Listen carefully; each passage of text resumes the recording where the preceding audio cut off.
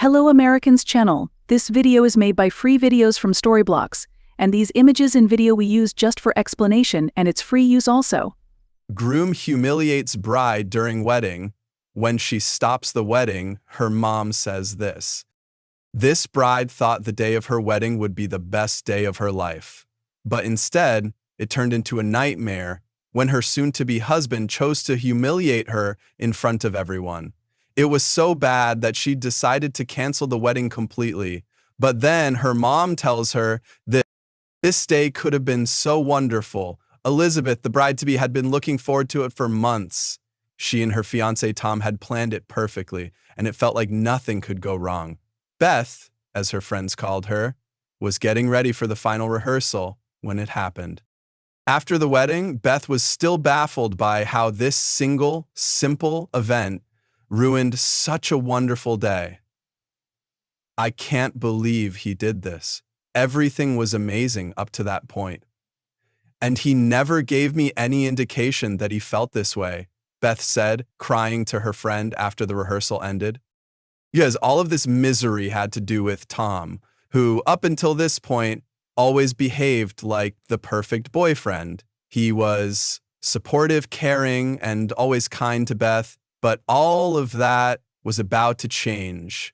Beth's father called her to join them at the final rehearsal, the stage for this major catastrophe.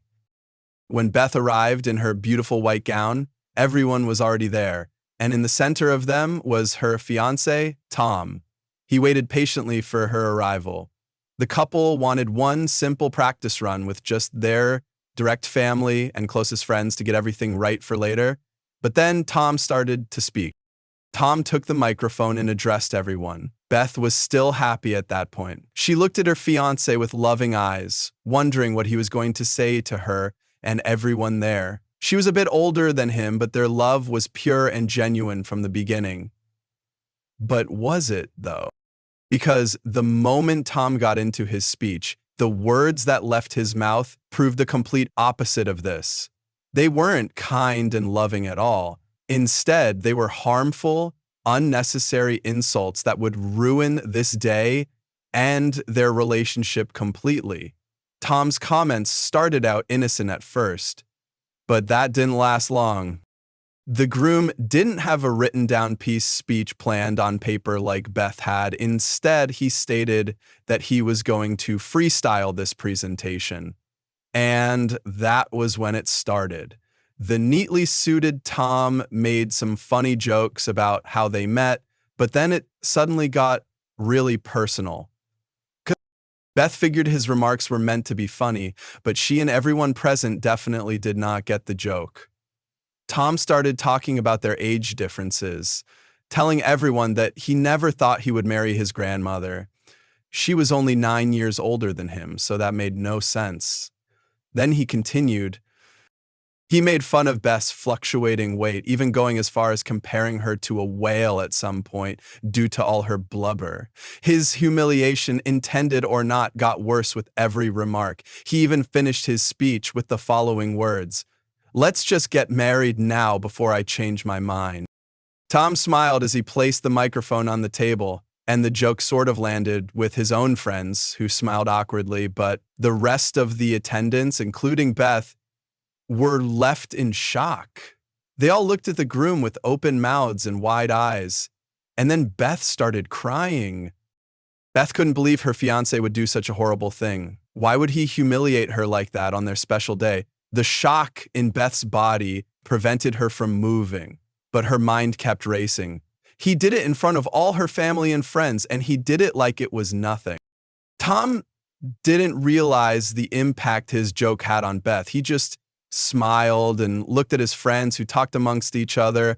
The wedding table was weirdly silent, but Tom figured they could just go about the rest of the wedding. Elizabeth, on the other hand, after Tom sat down again, he saw his bride rise from her chair. The shocked face had turned off and was replaced by an expression of anger. The poor woman picked up the microphone and prepared to make her own statement. She thanked everyone for coming, but this wedding was over. Yes, I'm not making a joke in bad taste like, my so-called fiancé was. I hereby cancel this wedding. Thank you all for coming. Goodbye. Beth looked at Tom with disgust and told him that their relationship was over. She wanted nothing to do with him anymore. How dare you? Tom was now the one in shock. He first thought that his bride was joking, which would make sense since he had just done the same thing, but pretty quickly it became clear that Beth was very serious. There was no punchline in this story. The bride just dropped the mic and ran off crying. Beth's sister followed her away from the table, but by the time she caught up with Elizabeth, she was already in her room with the door locked tightly, and there she stayed for hours, crying her eyes out. Beth only contacted one person during that time, her father, who she called from behind closed doors. She instructed him to keep Tom away at all costs, and that instruction he followed to the teeth. Beth didn't see her fiancé again that day. Luckily, we hadn't bought a house together yet, or, even worse, had kids. This man isn't worth my love. But how could I have been so blind? In the weeks following the failed wedding, Beth became very depressed. Tom was all she knew, and now it was gone. She couldn't be among people, but she was also unable to be alone. That's why her sister invited Beth to stay in her guest bedroom. But there, the door remained mainly locked as well. Those depressing days behind closed doors were probably the worst days of Beth's life. She felt alone in Tom's betrayal and guilty about taking space and energy away from her sister. And still, she did not understand why it all happened in the first place. But then suddenly, change happened. Eventually, Beth's sister got her out of that slump. She was kind and patient with her, but also stern when she needed to be, and it was a good thing that she did. Because after some harsh words from her loving relative about taking back your own life, Beth got out of her funk. She used the breakup as motivation to focus more on herself. She started eating more healthily, going to the gym 4 times a week, and focusing more on developing her career. It was mind-blowing to see how much Beth's life turned around with just a little bit of guided focus.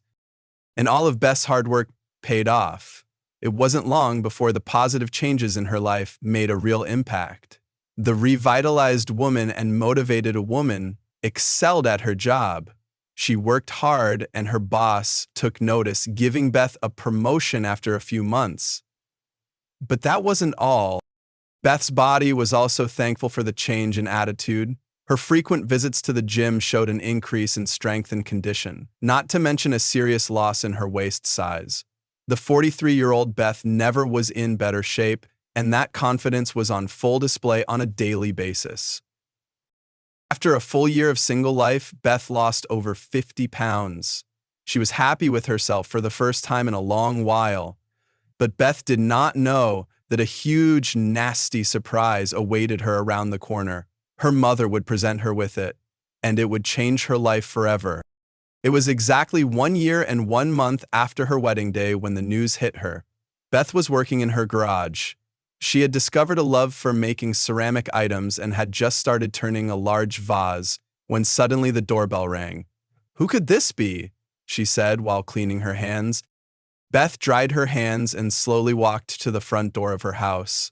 The door was mostly made up of glass, so she could see that her mother stood outside. Beth wasn't expecting her visit, so she was a bit surprised to see her standing outside with sandwiches in her hand.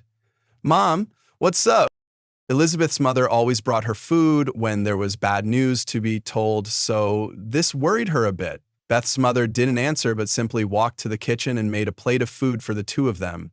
She complimented Beth on her house, and the two ate lunch together, but then the main reason for her mother's visit came up. "I saw Tom in town today, honey." Beth thought that this news was kind of weird. Why would she care about this information? It wasn't strange that they saw each other, right?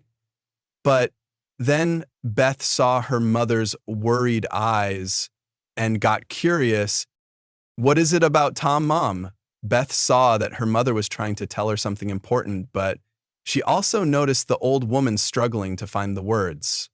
Eventually, she started talking. "I saw Tom, and he's not doing too well." But Beth didn't understand why she had to care. Elizabeth's mother understood this attitude toward her ex-fiancé, and it wasn't something that needed Beth's attention if she didn't want to, but it's an understatement when I say he's doing bad, honey.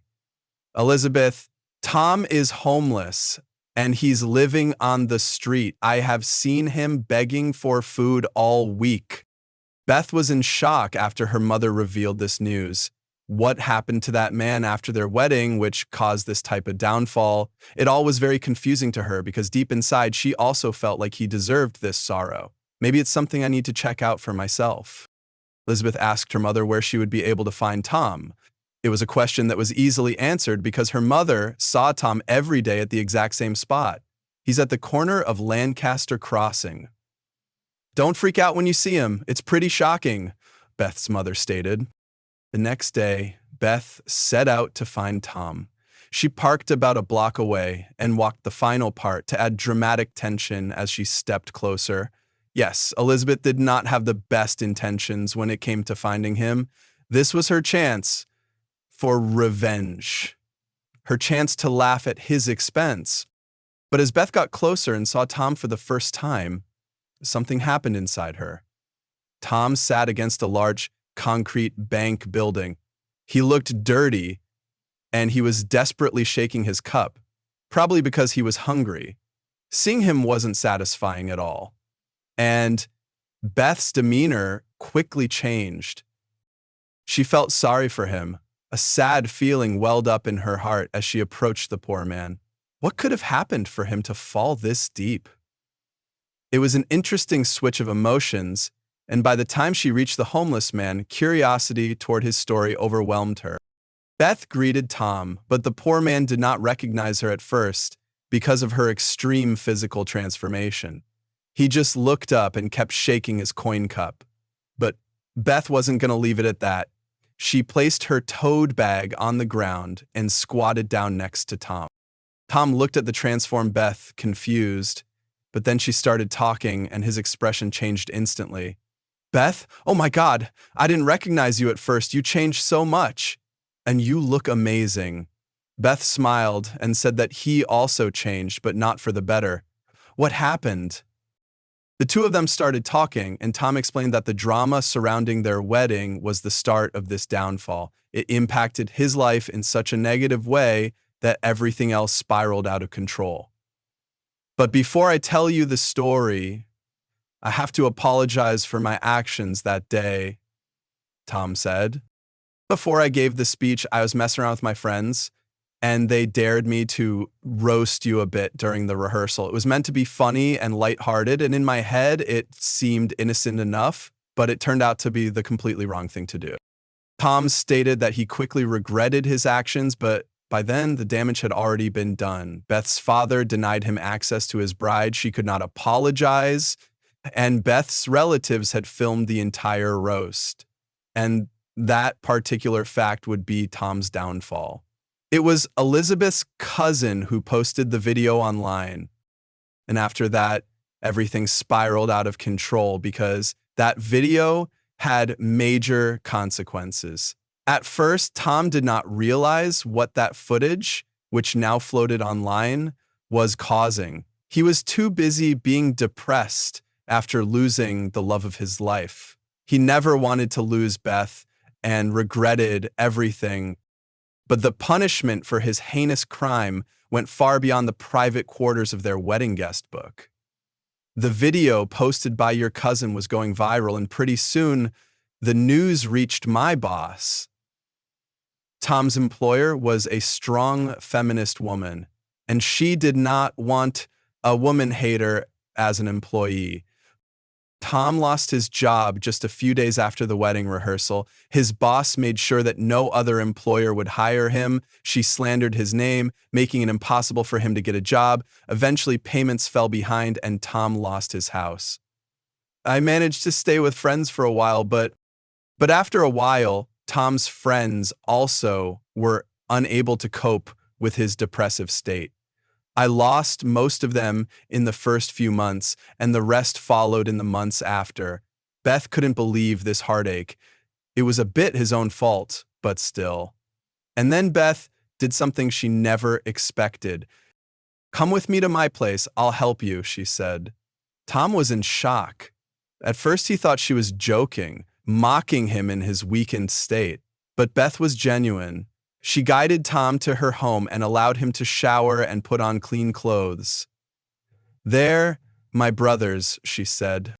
For some strange reason, Beth felt responsible for Tom's well-being. The ex-bride took care of her ex-groom and made him feel alive again.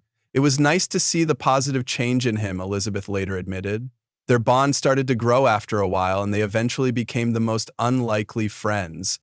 Tom and Beth saw a whole new side of each other, one that relied much more on mutual respect. They met years ago and were much younger and immature then. Now, they were adult people who went through hardship and recovered from it. It made their bond stronger than ever.